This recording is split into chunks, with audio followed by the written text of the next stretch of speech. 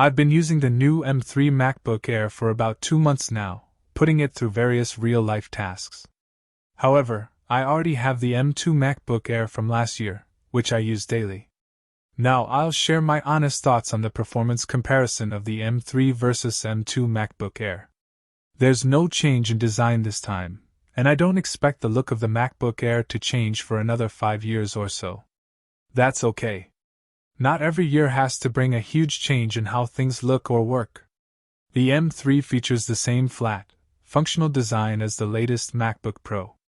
Also, it has an ergonomic keyboard, a responsive touchpad, and MagSafe charging.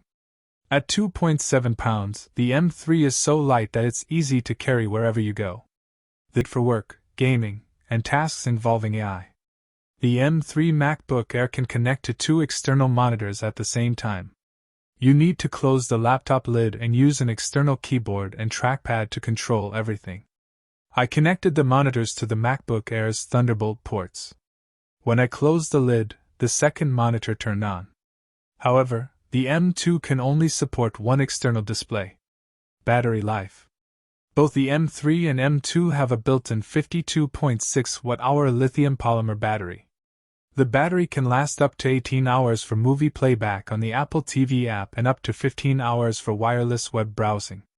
After I ran the battery to exhaustion, I found that the M3 MacBook Air provided more than 15 hours.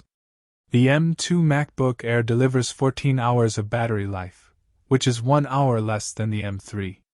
The result is still pretty good compared to Windows laptops. There's more battery power in the MacBook Air. This allows it to maintain maximum performance without slowing down.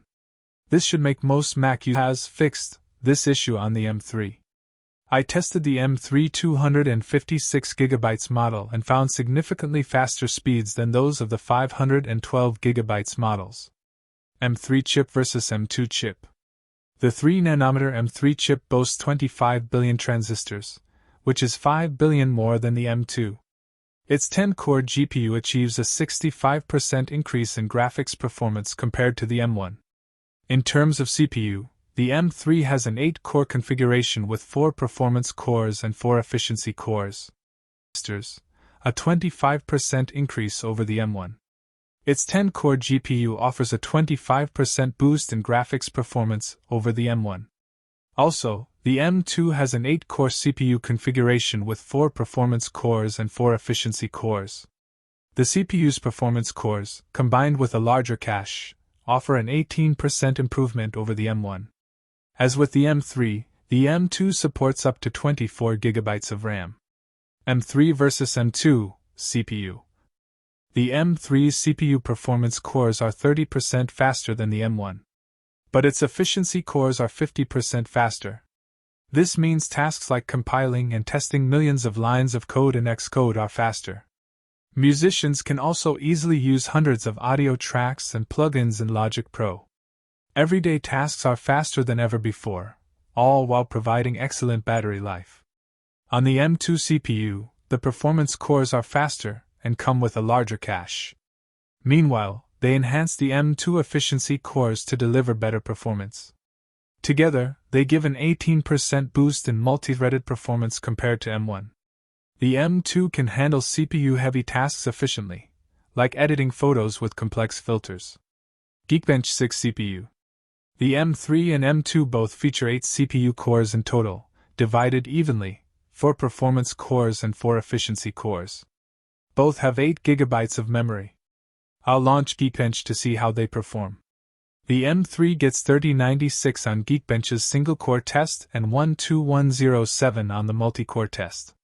Against the M2 at 2607 and 9707, respectively, this is a solid 22% jump in performance.